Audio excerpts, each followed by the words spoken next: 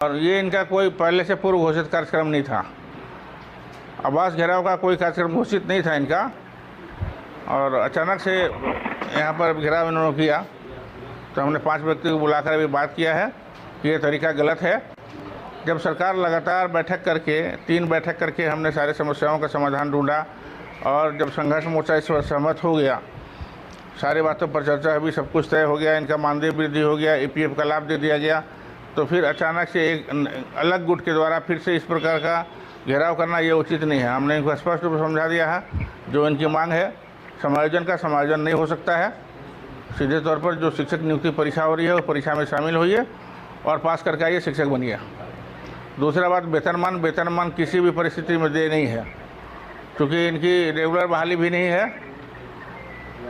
और पारा शिक्षक का नियंत्री पंचायत और ब्लॉक है, ये सरकारी कर्मी के रूप में घोषित नहीं है। आरक्षण रोजगार का पालन की नियुक्ति में नहीं हुआ है, इसलिए वेतनमान इनको किसी भी परिस्थिति में दे नहीं है। ये कहा गया था कि हम इनके सुविधा के लिए इनको भविष्य निधि का लाभ देंगे और मानदेय में कुछ वृद्धि करेंगे। पहले भी 50% मानदेय एकमुश्त बढ़ाया गया था इसी सरकार में। फिर इस बार अभी लगातार पिछले महीने 3 बैठक हमने किया है, और 3 बैठक करने के बाद सब सारे विषयों पर अलग अलग चर्चा हुई और सब कुछ तय हुआ। और तय होने के बाद संघर्ष मोर्चा ने उस पर सहमति जताई, और उसके बाद आगे की कार्रवाई हो रही है। अब इस में टेट सफल सहायक अध्यापक ये चाहते हैं कि इसका सीधा समायोजन हो जाए, जो संभव नहीं है, सरकारी नियमों के विपरीत है। तो कोई भी काम हम नियमों के विरुद्ध जाकर नहीं कर सकते हैं। ये हमने को स्पष्ट समझा दिया है कि इस प्रकार का आंदोलन करना आपका उचित नहीं है, और आपने आज के इस कार्यक्रम को अनियमित तरीके से किया है, जो सरासर गलत है। न ही आपने कोई अल्टीमेटम दिया, न ही आपका कोई प्रतिनिधिमंडल अलग से आके इस पर बात किया, तो अचानक से घर का आवास का घेराव करना ये उचित नहीं है। जहाँ तक वेतनमान हमने पहले 3 बैठक में हमने क्लियर कर दिया था कि वेतनमान दे नहीं है आपको, कुछ कानूनी पेचीदगी है जिसके कारण हम आपको वेतनमान दे ही नहीं सकते हैं।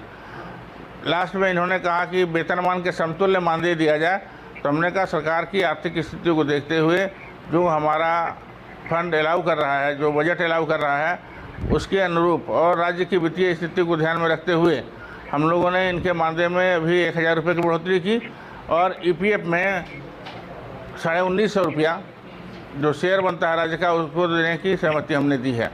अब रिटायरमेंट के बाद कम से कम सारे जो सहायक अध्यापक हैं उनको एकमुश्त मोटी राशि मिलेगी। इसके पहले वो खाली हाथ आते हैं और खाली हाथ चले जाते हैं। तो एक बहुत ही अच्छा निर्णय हमने किया कि इनको ईपीएफ का लाभ दिया, और अब रिटायरमेंट के बाद इनको कोई न कोई एक मोटी राशि मिलेगी जिससे आगे का फ्यूचर अपना निर्धारित कर सकते हैं।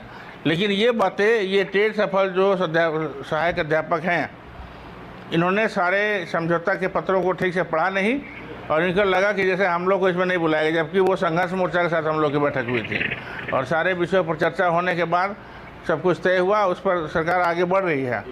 इस बीच में इन्होंने आजकल जो मेरे आवास के घेराव कार्यक्रम रखा, इसको हमने कहा कि ये बिल्कुल अनियमित है और ये उचित नहीं है। इन्होंने स्वीकार भी किया और उसके लिए खेद भी व्यक्त किया इन्होंने कि हाँ ये गलती हुई है हमको, कि हमने सूचना नहीं दिया पहले। ये अचानक हमने कहा कि इस प्रकार की कार्रवाई करना ये गैर संवैधानिक है। जब इच्छा करे किसी का आवास घेर दीजिए, जब आप इच्छा हो सड़क पर बैठ जाइए, ये बिल्कुल गलत परंपरा है। इस परंपरा को टूटना चाहिए। सरकार जब इनकी मांगों पर सम्यक विचार कर रही है और सब कुछ तरीके से चल रहा है, लगातार हमने 3 बैठक किया, और उसके बाद फिर इस प्रकार का बैठक, तो इन्होंने स्वीकार भी किया कि हाँ अचानक हम लोग जो आ गए वो हम लोग की गलती थी, हम लोग आइंदा इसको दोहराएंगे नहीं। हमने कहा कि 1 सप्ताह के बाद हम बैठेंगे तो आपकी समस्या पर विचार करेंगे, उसमें आपके 5 प्रतिनिधियों को हम बुला के उस पर चर्चा करेंगे कि क्या कुछ किया जा सकता है। जो हमने कर दिया है उसके अतिरिक्त अगर कुछ करने की स्थिति होगी तो उस पर विचार करेंगे, अन्यथा नहीं करेंगे। तो सरकार से अपेक्षाएं बढ़ गई है लोगों की, आप लोग जिस तरीके से अपेक्षाओं की एक सीमा होनी चाहिए। इस सरकार ने एक ही कार्यकाल में एक बार 50% फ्लैट इनके मानदेय में वृद्धि की, 1000 रुपये का मानदेय वृद्धि अभी हमने दिया, उसके बाद इनको ईपीएफ का लाभ दिया,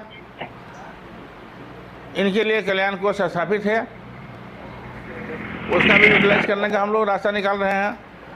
तो सरकार सभी विषयों पर सम्यक विचार करने के बाद जब इनके भविष्य को अच्छी दिशा देने के लिए काम कर रही है, तो इस बीच में अनावश्यक रूप से बीच में छेड़ने जैसी स्थिति नहीं होनी चाहिए। इस बात का ध्यान शिक्षकों को भी रखना चाहिए कि अनावश्यक सरकार को बीच बीच में ये पिंच ना करें।